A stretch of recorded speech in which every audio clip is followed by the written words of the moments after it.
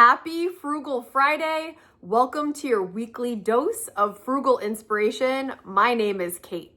If you live alone, you already know that every bill, every grocery trip, every unexpected expense, every home repair falls on one person, and that's you. And even though fall is one of my favorite seasons, it's also a time where some expenses could just creep right up and you end up spending more than you planned. The pumpkin spice drinks, the fall decorations, the cozy clothes that you know you love wearing, and the holiday sales just seem to come out earlier and earlier every single year. Before you know it, you're spending hundreds and you didn't even realize it. So today I'm sharing 6 ways to live below your means this fall, even if you live alone, maybe especially if you live alone. These are some realistic tips that help me enjoy this season, but stay living below my means. Let's get into it. Number 1, create a cozy home mindset instead of an entertain me kind of mindset. Let me explain. So I think one of the biggest money traps during the fall is believing you have to go somewhere to enjoy this season. I see like the pumpkin patch pictures, and that's all cool. But some of my favorite fall memories are getting cozy with my blanket right here in my own home. I talk about this a lot, but creating your own sanctuary in your home is something I really do. I really romanticize my home in the best way possible. So during the fall, it's like the best season to get cozy and really enjoy your mortgage, which I also like to say. I pay a lot to be here and I like to enjoy my mortgage. So create a cozy home environment. I love lighting candles. Probably Bath and Body Works or Kohl's candles are my favorite ones. Reading.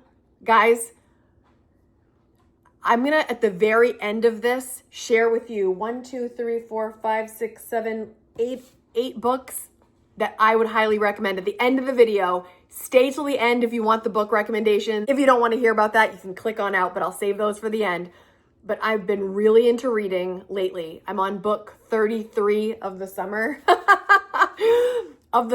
like since June, because I've been just enjoying the library and it's been amazing. Watch a movie that you've already paid for. You've got all these streaming services, probably at least one. Enjoy that. Make a cup of coffee at home. I live for coffee at home. Bake something, put some cookies in the oven, just enjoy being home. Create that cozy environment that you don't want to leave. You can easily live below your means and not eliminate joy. I love being here. And a lot of you I know love being home. So create that cozy home environment and enjoy the heck out of it, especially this fall. Number 2, some of you don't want to hear this, but put a limit on seasonal spending. I love fall just as much as the next gal, but stores make it incredibly convincing that you need a whole new fall decor aesthetic every single year. Like you need all the new things, right? And you don't. You don't. I will be very honest with you. You don't. It feels good to get new things sometimes, of course, but I would put a limit on how much you're gonna spend because otherwise you could just go crazy. So put it in the budget and, keep it simple. My rule is simple. Before I buy anything seasonal, I shop my home first. Like, do I really need one more harvesty looking thing? You know what I mean? So what I do is I put out all the decorations that I already own and I reuse everything that I can. I almost always use all the same stuff, but once in a while there's something that we want to add to the collection and that's cool. But just don't feel like you need all the things because you saw it on Instagram when you create a budget ahead of time, it creates some boundaries. Not necessarily with seasonal spending, but my son and I just went to Barnes & Noble the other day with my mom, and I got a gift card from one of you. So thank you so much, because I was able to get some new books, because I take most of mine out from the library, but there's some that they don't have, they don't carry, or they won't for a very long time, or they don't carry that author. So we went to Barnes & Noble and I said, Kaden, you can get a book and I can get a book. And then I also had the gift card, so we got a little bit more. So I might have gotten 3 books. Kaden got 1, but that's because he's trying to build the habit of reading. And he actually got this one, which is a young adult book, but I actually plan to read it after him because I've also been recommended this book. But it's young adult, but he's getting into the reading habit now. I'm clearly into the reading habit, but I said, hey, we got to put a budget ahead of time so that I don't just go crazy, because I could have just wiped out the thriller section. So we had a limit, and plus the gift cards just made it that much better. Number 3, if you're trying to live below your means this fall, try the 1 in, 1 out rule for clothing, because fall clothing, I don't know about you, it's hoodie season, baby. I have way too many hoodies and I could just keep getting more hoodies. There's nothing better for me than cozy, warm, you know, it's sweater weather, right? So fall clothing is bulky, it's bigger, and it can take up a lot of room. And again, if you love fall clothing, I mean, where do you stop? The sweaters, the boots, the scarves, the jackets, and suddenly everything looks appealing. I only have 1 winter jacket. Like if I lost that jacket, I am out of luck. I have 1 winter jacket.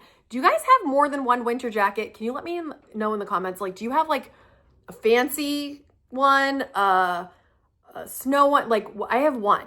I have 1 that I wear for everything. Let me know in the comments. Do you only have 1 or do you have many? I'm very curious about that. Kind of like the bathing suit thing in the summer. But what I'm trying to do now is if I'm going to bring something in, I got to get rid of something, because what happens to us, guys? Then we're all cluttered up, and then I'm spending a month trying to declutter my house. So if you're trying to stay on budget and you're also trying to not get all cluttered, try the 1 in, 1 out rule and think about it. Do you actually need this? Do you see yourself wearing a lot? Because I like getting clothes that I'm going to get a lot of use out of. I don't know about you, but that's how I feel. Or am I simply in the mood for fall? Because sometimes that fall bug just gets you and you're like, oh, I need all the things. Think about it. Am I really going to use this? How much use can I get out of it? And then can I get rid of one thing as I put this in? It's a nice addition, but what can I get rid of so that I have room for it? Remember, living below your means is not about deprivation. It is about being intentional with our spending. Number 4, make your grocery store your first stop before you're going to do takeout or drive-through. As sweater weather is on its way, convenience becomes pretty great, right? Really tempting. It's getting cooler out. Not quite yet, but it's coming, right? So it's easy to just grab coffee on the way, grab takeout on the way home. But the other good thing about fall is it's crock pot season. It's soups, it's chilies, it's slow cooker meals, it's casseroles. Oh, isn't it a beautiful time? So instead of thinking about always going out, think about what can you make with your crock pot, with your slow cooker, with the oven. I love making stuff right on the stovetop. Just think about what can we make at home that's easy, that you can get a lot out of, so that we don't have to waste money on food, especially like if you get takeout and it's not even that good. Like, what a bummer, right? So start with the grocery store, maybe mix in some going out once in a while, of course, gotta live, but stop at the grocery store first. Number 5, start preparing for the holidays now. We've got a few months, and I started my Christmas list. I open up a sheet in the Google Suite. I do a Google sheet, and I start making a list of the people that I intend to spend for, and I do a budget of how much I intend to spend. And then like I already have ideas for my mom because I've seen a couple things that I want to get her. So I start making a list like with ideas of possible ideas. I can't tell you right now because she might watch my video and then she'll know. But I start preparing for the holidays early so that I have a budget for each person, and I start writing down ideas. Like when we were at Barnes and Noble, it's okay if he hears this, Kaden saw a game that he likes and he was like, can we grab this? And I was like, it was like $40. I said, you know what? I'm going to snap a picture of this. Let's put this on your Christmas list. Cause it would be a great like family game and a great gift, for later. Not when we were just on a book hunt. We were just on a book hunt the other day. We weren't going to get into the puzzles and the games. I said, but let me take a picture of this and we'll put it on your list. So do things like that. And guys, by the way, if you're out, okay, here's a little tip that I'm doing this year. If you're out and you see something that is a good idea for somebody, take a picture of it. Open up your notes and write Christmas ideas in your notes in your phone and write like game photo August 12th so that you can go back through your thing and go, oh, there it is. That's what I had, gift idea for Kaden August 12th game. And I look and I go, oh, that's right. I had that. So that's what I'm doing this year. I have I use the notes app in my phone. I've got a Apple phone. Put the notes and I write the date of the picture so that I can just go to it. Cause I don't think I can do an attachment in there. So anyway, that's just a little idea, but start preparing now so the holidays will be a breeze. Number 6, and this is probably the most important one. It is to remember that living below your means is a lifestyle, not a punishment. It's a lifestyle. The lifestyle of living below your means includes you living a life where you're never spending more than you earn so that you're not going in debt, you're not losing sleep over bills, you're not stressing when you get to the checkout, do I have enough money for groceries? You're not spending your time figuring out how you're going to afford the things you're already buying because you already have had a plan ahead of time. When you live below your means and you have a budget and you follow that budget and you're accountable for it, it's a lifestyle that is less stressful and you feel in control and you feel like your life is yours. It's easy to compare yourself when you're watching other people live kind of extravagant lifestyles.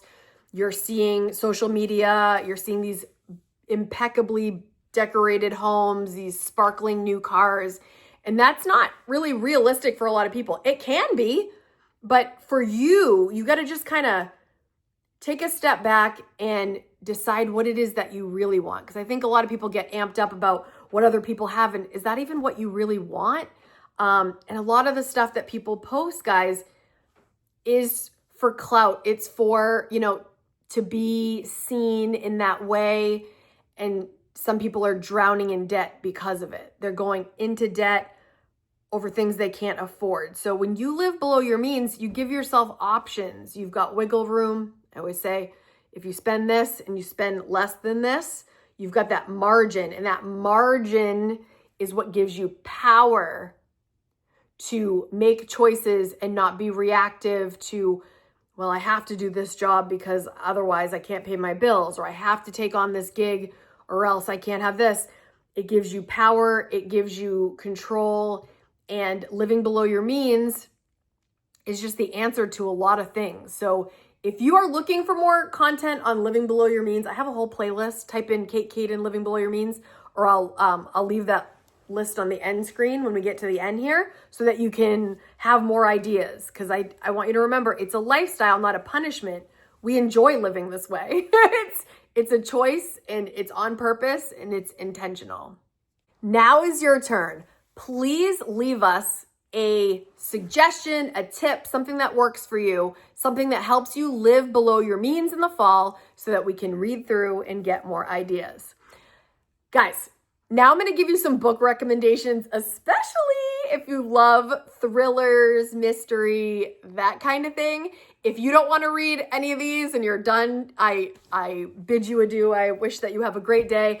But if you want to stay for some recommendations, let me get into it. All right, here we go.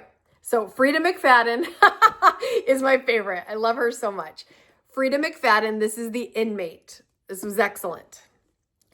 Frida McFadden, The Divorce. The first 70 pages of this had me enraged.